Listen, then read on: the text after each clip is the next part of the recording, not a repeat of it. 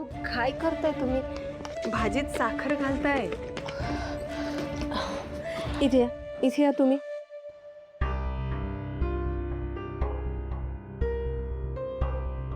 आई,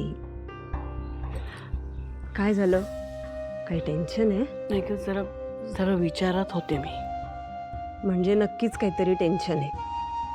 नाही, त्याशिवाय असं स्वयंपाकात दुर्लक्ष होणार नाही तुमचं.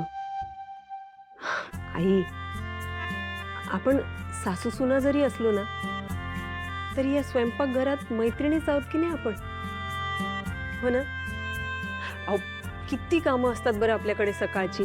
नाही, याचा चहा, त्याची कॉफी, बरंचसं दूध, मग प्रत्येकाचा नाश्ता, प्रत्येकाच्या वेगवेगळ्या तऱ्हा, घरचं जेवण, दूध तापवा, साय काढा, लोणी कढवा, विरजण लावा. अहो, किती किती कामं असतात. कामांचा नुसता ढीग असतो आपल्याकडे.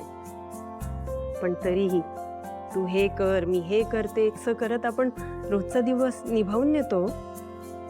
आई, कधी बोलून दाखवायची गरज पडली नाही. पण तुम्हाला सांगते, हे स्वयंपाकघर ना आपल्या नात्याचं साक्षीदार आहे. इथेच तर माझ्या चेहऱ्यावरचं पुसटचं जरी दुःख असेल ना, तेही तुम्ही ओळखताच की. आणि काही चांगलं केलं तर किती किती मायेने जवळही घेता तुम्ही. मग आता आज तुम्ही अशा उदास आहात, मला कळणार नाही का? काय झालंय?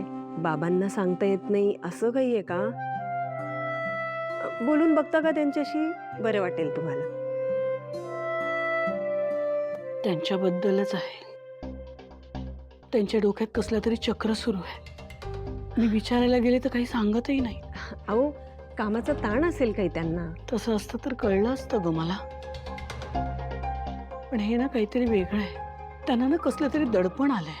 हो आई, मी बघते हल्ली जरा बाबा गप्प गप्पच असतात नाही? हो ना, बघ तुला सांगते मी ना, अनेक संकट आली पण कधी त्यांच्या चेहऱ्यावर ते दिसलं नाहीये. पण यावेळी ते लपत नाहीये. म्हणजे नक्कीच काहीतरी गंभीर आहे. नाही नाही, असं गंभीर वगैरे काही नसेल. तुम्ही अजिबात तसा विचार करू नका. तसंच काहीतरी आहे ग. नक्कीच तसं काहीतरी आहे. मी खूप वेळा विचारून बघेन.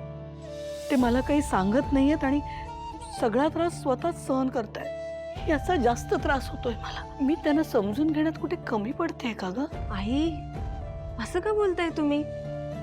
असा विचारही तुम्ही करू नका.